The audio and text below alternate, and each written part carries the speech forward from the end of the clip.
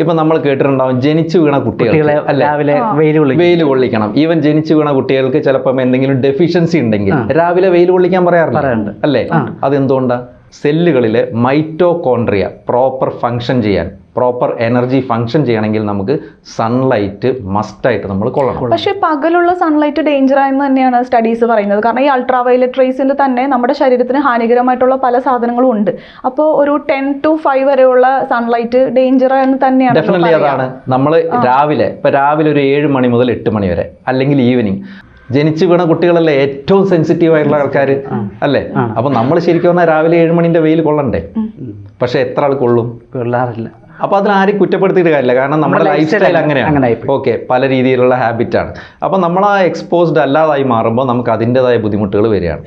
Okay, even നമ്മുടെ ഇന്നത്തെ കാലത്ത് ഡയബറ്റീസ് പോലുള്ള അസുഖങ്ങൾ പോലും ഇതുമായിട്ട് കണക്റ്റഡ് ആണ്. കാരണം നമുക്ക് പ്രോപ്പർ മൈറ്റോകോൺട്രിയ ഫങ്ഷനിങ് ഇല്ലെങ്കിൽ നമുക്ക് എന്താണെന്ന് പറഞ്ഞാൽ എനർജി പ്രോപ്പറായിട്ട് വരില്ല. അവിടെ നമ്മൾ എത്ര ഇൻസുലിൻ കുത്തിവെച്ചിട്ടും കാര്യമില്ല. Watch full video on ABC Malayalam.